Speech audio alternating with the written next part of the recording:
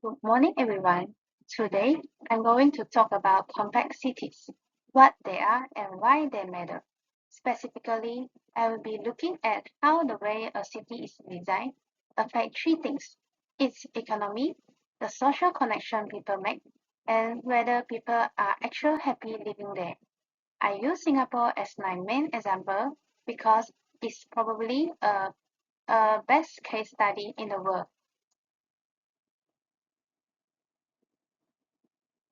We'll start with the basic concept, then look at how compact cities connect the three important outcomes: economy, social life, and happiness. Then we go into Singapore as a detailed example and we will wrap up with the main takeaway.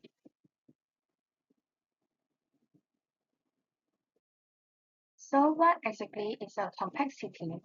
In simple terms, it's a city where everything is close together. Think about the opposite: a sprawling suburb where you need a car to go anywhere, shops are far from homes, and there's a little green space. A compact city is the opposite of that. It's dense, mixed, and well connected.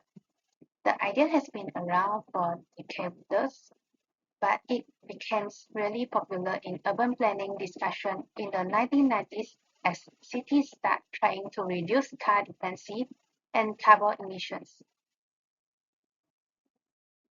Sustainable growth is a concept from the 1987 Brundtland Report.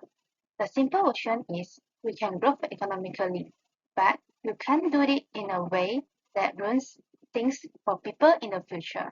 It has three parts: environment, economy, and social. And these three are connected. A city that destroys its green space to build highways might boost short-term economic activity, but it hurts the environment and people's well-being in the long run. All three parts need to work together. So, how does these ideas connect? Basically, a compact city is what sustainable growth looks like on the ground. When you build a city that's dense and well connected, you naturally use fewer resources, less land, less energy, and less infrastructure. And that creates better outcome for people. In this presentation, I'm focusing on three specific outcomes: economic growth, social connection, and happiness. Let's start with the economy. There are four main ways complexity drives economic growth.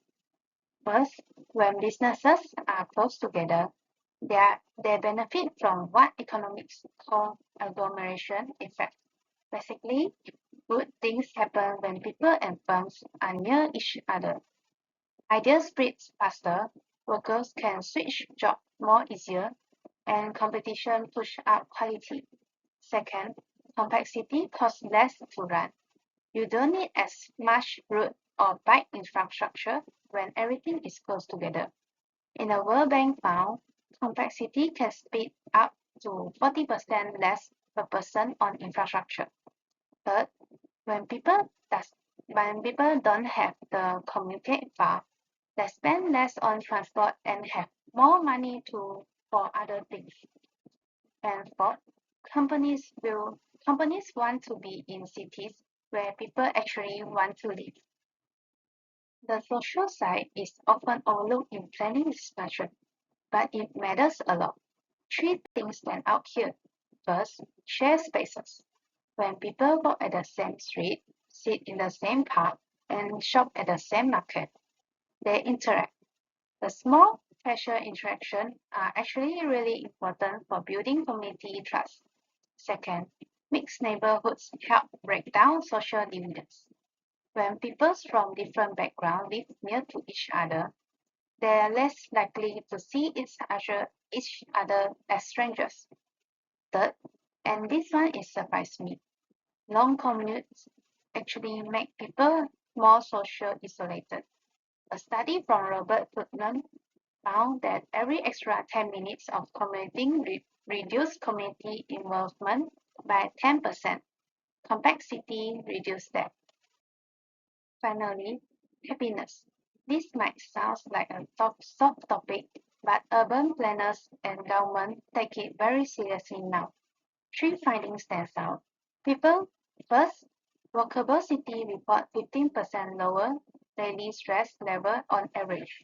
Second, the WHO found that a third of how people happy in the cities can explain just by whether they have easy access to green space. That's huge. Third, people in mixed use areas are twice as likely to know their neighbors. And knowing your neighbors is one of the strongest predictors of life satisfaction in surveys. The key point here is that the physical design of city shapes people how feeling every day. Now, let's look at Singapore. I choose Singapore because it's probably the clearest real-world example of compact, sustainable city planning working at scale. In 60 years, it went from one of the poorest, most overcrowded places in Southeast Asia to one of the wealthiest and most livable cities in the world.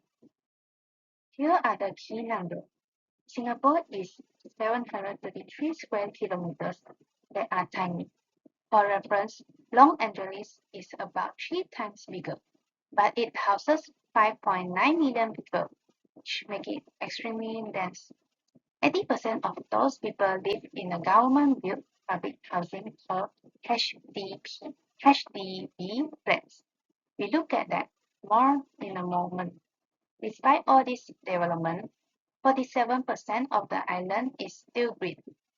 It's ranked number one globally for business and rule of law, and the GDP per capita puts it in the top 5 countries in the world. This number together tells an interesting story.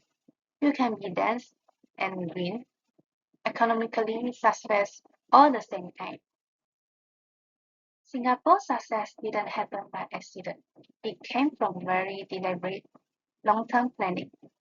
At independence in 1965, the situation very pretty dry. The three-quarters of people lived in slums. The founding government made a decision. Urban planning will be treated as national priority, not an afterthought in 1971. They create a concept plan that set the direction for the next 40 years. In the 1990s, they launched a green plan that actually ahead of this time globally. And in 2021, they launched their most ambitious green plan yet.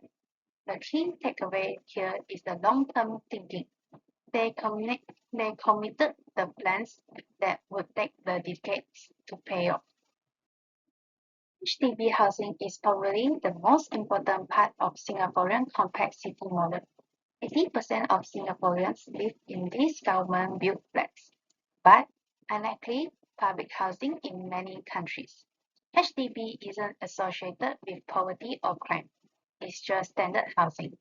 Three things make it special. First, ethnic integration is mandatory. The government sets quota so every block reflects the national ethnic composition. This stops communities from self-segregating. Second, each HDB estate is contained. Schools, clinics, markets, parks are built in. You don't need to travel to the city center for daily life. And third, the void decks. Thus, the open ground floor are a brilliant design idea. They become social hub of the building. The results speak for themselves. Look at the GDP chart. In 1965, Singapore per capita income was $516. Today it's $65,000. That's a 126 times growth. And this wasn't at the expense of the environment. 37% of the island is still green, and 9 out of 10 HDB residents says they are happy with their state. The key message here is that economic growth and environmental sustainability are not in conflict in Singapore. They are planned together. Here's a short longer documentary on Singapore, and it's about 3 minutes. The happiness number for Singapore is impressive.